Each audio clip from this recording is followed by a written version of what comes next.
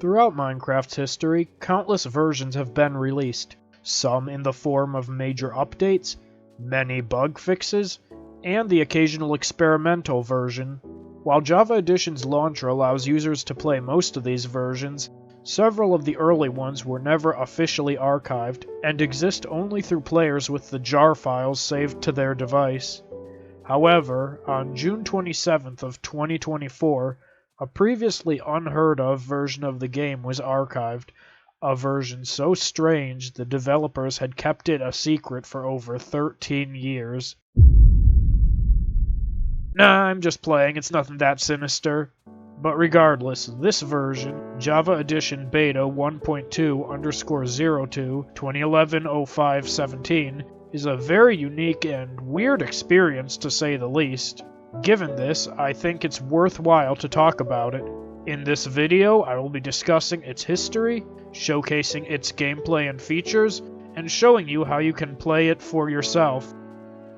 Let's go back in time. It's January 21st of 2011. Minecraft is still in its early stages, a viral hit but not yet a household name. Beta 1.2_02 is released and is pretty standard for a smaller update.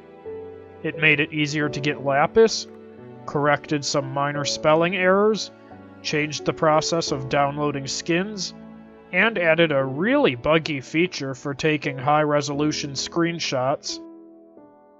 Minecraft's development continues, gradually becoming closer and closer to the game we all know and love today.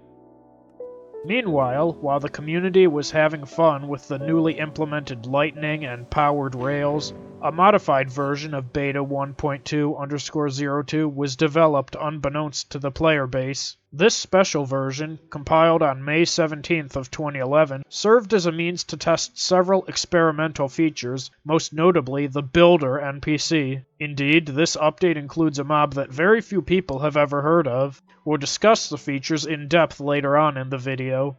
While the builders were never officially featured in the game, there's actually a decent chance that you've seen them before. In August of 2011, a more advanced, updated version of the builder was used to promote the release of Minecraft Pocket Edition on the Xperia Play.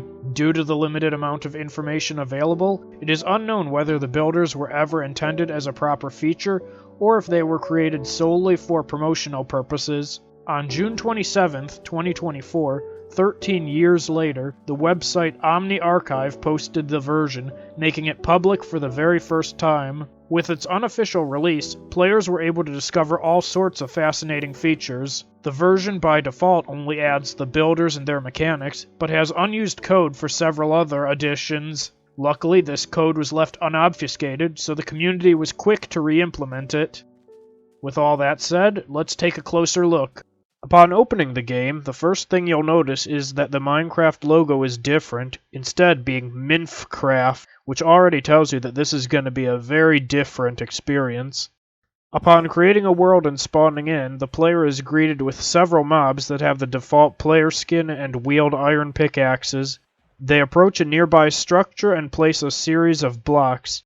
Their goal is to make the structure look like this, which you can see as a precursor to the giant Xperia Play that they build in the aforementioned trailer. They aren't very good, to be honest. They fall and get stuck very frequently, heavily slowing down progress. After a few minutes, they explode and eventually respawn. While you normally only see one type of builder, there are a few variations that can be accessed through commands. The first of these secret builders is visually identical to the main one, the only difference being that it has no special AI and just wanders around. The second secret builder is designed to be holding a gold pickaxe, though it doesn't properly render, making it look like he's just punching the air. The secret builders are similar to the monster entity from early versions of the game, which are unused human mobs that attack the player on sight.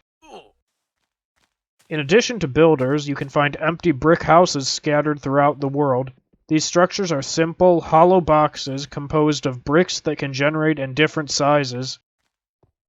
This update also has code for coral blocks, several years before they were officially added to Minecraft. They're a bit buggy due to being slightly elongated, so the textures tend to overlap.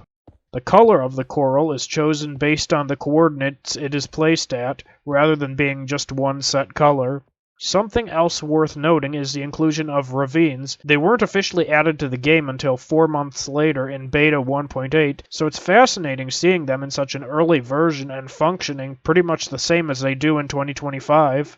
One last thing to mention is flyby mode, which creates a series of images that function as a 5-minute long video, which gives a bird's eye view of the world. This was used by Notch, creator of Minecraft, to showcase biomes when they were first introduced in 2010.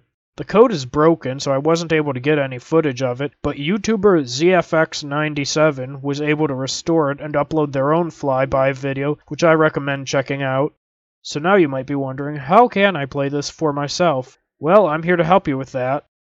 The first thing you need is the jar file. There are a few ways to download it, but I recommend using a patched version found on the Internet Archive. A download link will be included in the description of this video. Go to the Internet Archive page, scroll down until you see Download Options, click Show All, and you will see several files. I recommend selecting the v3 plus SPC jar, which is modified to reduce crashes and includes the single-player commands mod. Click on it and save it to your device. The next thing you need is a custom launcher for Minecraft. For this video, I'll be using MultiMC, which I have linked in the description. There are other launchers you can use, such as Prism, but I find MultiMC to be the most user-friendly. Once you've got your launcher up and running, you want to create a new instance, setting the version to beta 1.2_02. Next, edit the instance. Tap Replace Minecraft.jar and select the jar file we saved earlier. Optionally, you can go into settings and add Java arguments, which can be found in this video's description. These will fix skins and make a few tweaks to give a more authentic beta experience.